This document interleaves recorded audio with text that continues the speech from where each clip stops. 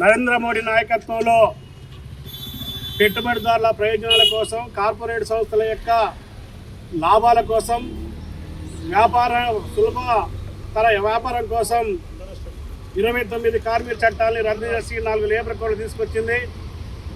ఈ 4 లేబర్ కోడ్లు అమలైతే కార్మికులు కట్టి బానిసలుగా మారుతారు. కార్మిక వర్గానికి ఎలాంటి హక్కు ఉండవు. ఈ 4 లేబర్ కోడ్లు రద్దు చేయాలని చెప్పి గత 6 సంవత్సరాల నుంచి భారత కార్మిక వర్గం పోరాడుతూ వీటిని వ్యతిరేకిస్తూ ఉంది.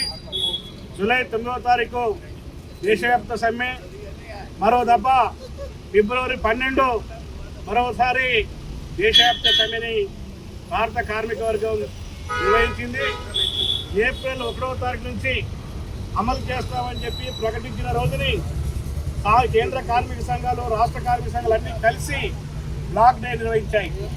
ఈ 6 సంవత్సరాలు వీటి ప్రతిఘటన వల్ల, పోరాటం వల్ల వీటిని అమలు చేయనటువంటి కేంద్ర ప్రభుత్వం మన కొన్ని రాష్ట్రాల్లో జరిగినటువంటి ఎన్నికల్లో బీజేపీ గెలిచిందనేటువంటి ధీమతోని పెట్టుబడిదారుల ఒత్తిడికి తలకి ప్రయోజనాల కోసం మే 8వ తారీఖున 4 లేబర్ కోడ్లు అమలు చేసే కోసం రూల్స్ని నోటిఫై చేసింది.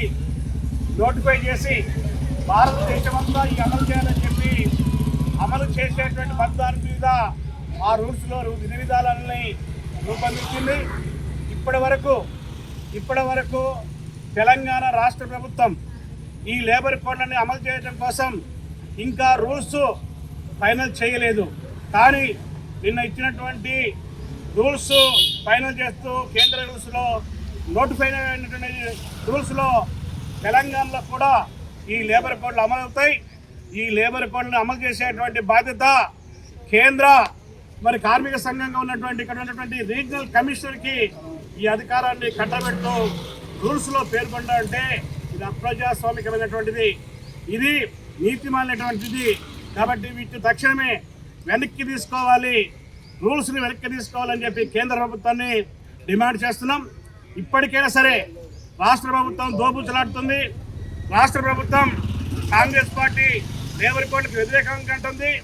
కాంగ్రెస్ ప్రభుత్వం లేబర్ కోడ్లు అమలు చేస్తానికి ఊళ్ళుతుంది. కాబట్టి తక్షణమే కేబినెట్ సమావేశాన్ని ఏర్పాటు చేసి ఈ కేబినెట్ సమావేశంలో కేంద్ర ప్రభుత్వం జారీ చేసినటువంటి ఇక కేంద్ర రూల్స్ని, నోటిఫికేషన్స్ని మా రాష్ట్రంలో అమలు చేయం, లేబర్ కోడ్లను అమలు చేయమని చెప్పి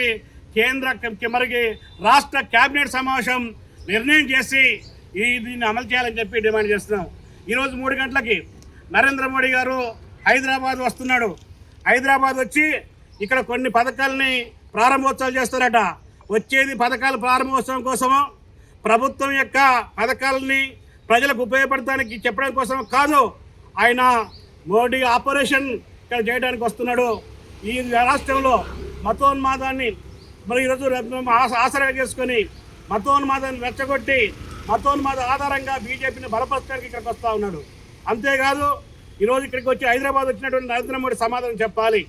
నువ్వు ఇక్కడికి వస్తున్నావు, ఈరోజు దేశంలో ఉన్నటువంటి ప్రజలందరికీ నువ్వు పరిపాలన దక్షగా ఉంటానని చెప్పేటువంటి ప్రసంగం చేయాలి. నువ్వు తీసుకొచ్చినటువంటి ఈరోజు దేశంలో ఉన్నటువంటి 64 కోట్ల మంది కార్మిక వర్గానికి ద్రోహం చేసినటువంటి లేబర్ కోడ్లు ఇవి పెట్టుబడిదారుల కోసం తీసుకొచ్చినాయని చెప్పి నువ్వు అంగీకరిస్తూ వాటిని వెనక్కి తీసుకుంటున్నామని చెప్పి ప్రకటించాలి. లేదా గ్రామీణ ప్రాంతంలో ఉన్నటువంటి వ్యవసాయ కూలీలకి ఈరోజు 100 రోజుల పని, గ్రామీణ ఉపాధి పనిని పాత్ర పెడతానికి నువ్వు బడ్జెట్ తగ్గించావు. బడ్జెట్ తగ్గించనని చెప్పి ఈరోజు నువ్వు పెరేడ్ గ్రౌండ్లో జరిగేటువంటి సభలో నువ్వు ప్రకటించాలి.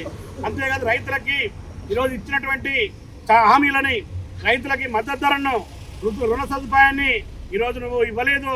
అలాంటి దాన్ని ఇస్తానని చెప్పి ఇక్కడ ప్రకటించాలి తప్ప ఇక్కడికి వచ్చి కాకెమ్మ కథలు చెప్పి నువ్వు సాయంత్రం మళ్ళీ ఫ్లైట్ ఎక్కి ఢిల్లీ పోతే కుదరదు. నరేంద్ర మోడీ, నువ్వు విధానాలు మార్చుకోకపోతే కార్మికుల జోలికి వస్తే నిన్ను పాత్ర పెడతామని చెప్పి హెచ్చరిక చేస్తూ ఉన్నాం.